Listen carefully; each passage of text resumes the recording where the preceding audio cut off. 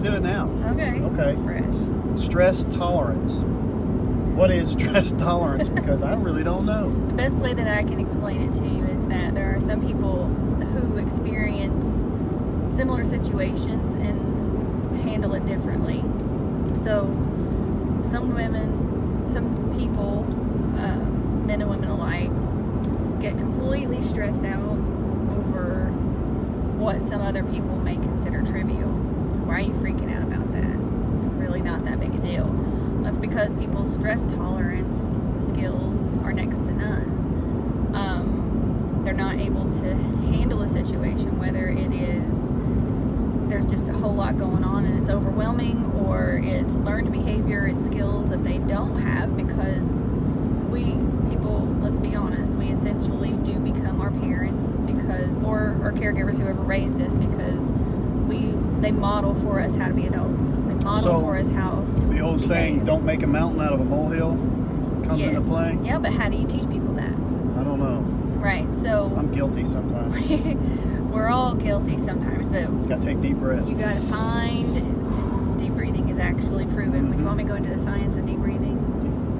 Minimal. Okay, I'm not an expert. I don't know everything about one thing. I know a lot about a lot of things, or a little about a lot of things. When you actually breathe the right way, and you're breathing deep down into your diaphragm, and you are holding oxygen into your lungs, then there is a flood of oxygen in your bloodstream, which it produces. You got to hold it, and then slowly let it out. Do this 3 to 5 breaths, and it will immediately produce a relaxation. You will feel it coming all over your body. I do feel something just from one breath. It feels like it's flood of oxygen. So that's a stress tolerance skill. However, in the heat of a situation, it doesn't always work. My point for going to stress tolerance is that that's a skill. It's not something that you're going to learn overnight, but going to the gym, working out, exercising, walking. Any exercise as a whole.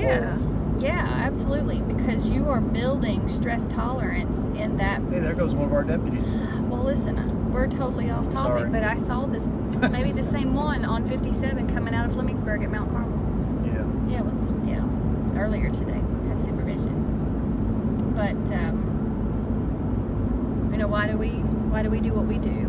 We love it, but at the same time, it's great. One of the I'll say, I don't know if it's the most important, but a very important thing for me to do as a law enforcement officer is learn to control stress. I mean, PTSD is very common, not only amongst our veterans, but correctional officers, police officers, anybody in that type of field or career. We deal with things that most people don't. Right. And, even through the years, which I'll just say this, I'm divorced in my previous marriage, and sometimes things go south in a marriage or anything, but the gym, working out, was my therapy. That was how I coped with things at the time. But exercise in general is very therapeutic and healthy. It's not just for health reasons like you would think, like cholesterol levels, blood pressure, whatever, but stress, it's very healthy for mental health too, extremely. And like I've said this before in other videos, but I could go in the gym in the piss poorest mood I've ever been in, hating the world, but I will walk out with a smile on my face because I feel great. Amazing. It's a feeling of fulfillment. I've done something good. I feel better, physically better, mentally better. It's a sanctuary. It's my choice of exercise and fitness is going to a gym or a fitness center. But just like you said, it's extremely healthy to go to exercise, period. Right, and there's a lot of stuff happening, not just physiologically, but like you said, it's mentally. You're rewiring your brain in that moment, because you're not so focused and fixated on what the problem is. You're actually stopping your brain, stopping the thoughts, stopping the frustration, and you have to focus on what it is you're doing. I mean, I'm not going to sit there and bench 90 pounds and think about, you know, my stress for the day. But you know, I have had days like that. Like some Yeah. days you're just not stronger. Your mind is so focused on something else at home. It's on finances or on your spouse or your kids or something that you have to do later in the day. But I've had days where I'm not as strong because it's my focus.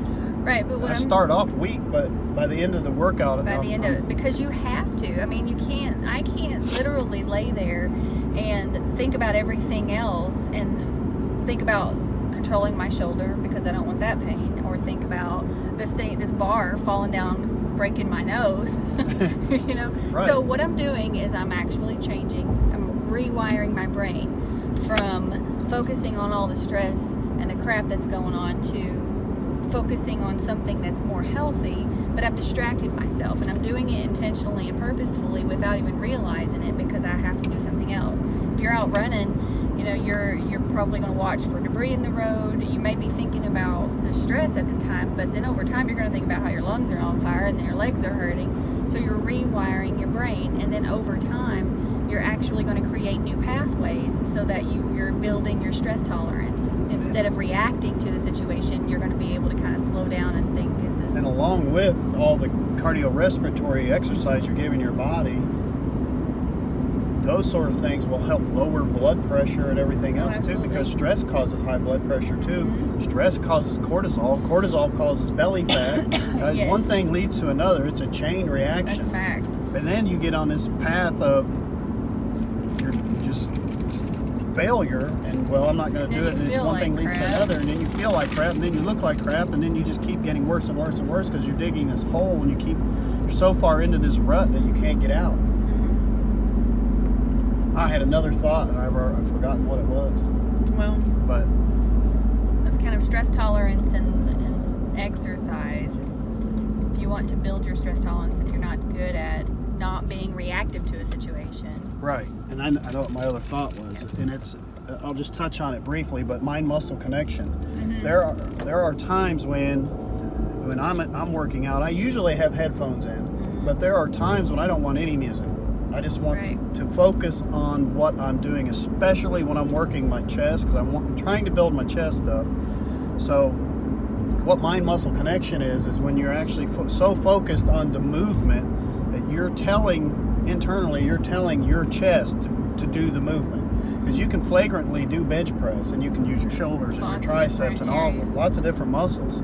But if you really focus on pushing with your chest muscle, with your pecs, it's called mind-muscle connection. And I try to do that with everything I do. And there's times when I have to focus so much, I take my headphones out and I just do the movement. I've even closed my eyes and done the movement before, really trying to focus on that muscle and train my body to use that muscle for that movement. And that's more of a bodybuilding aspect when somebody's working on a specific body part. Right. Not like a HIIT workout where you're just trying to utilize all your muscles and make your body healthier. But it's a compliment to what I'm saying, is because you truly have to create new pathways. That's what led me to that, right? Yeah. Focus. You have nothing else to focus on.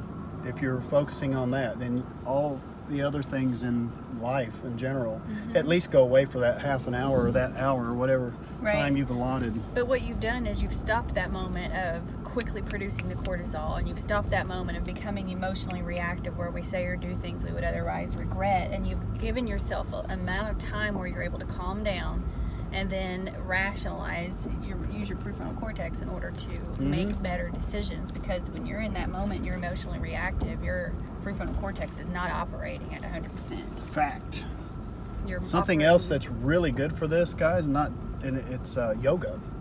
Yoga is great. I mean, the meditation aspect of it, the breathing control. Usually when you do yoga, it's in a dark room, not very lit. With that. Definitely. I mean, how do I say this properly? But like in the Oriental people, the meditation and the martial arts and the monks and all that. There's something to that, guys. But anyway, is that all we got? Yep. So we did 2 videos today. Yeah. May not post both today. No, I won't post it today. But we're at the gym. It's time let's to go. lift.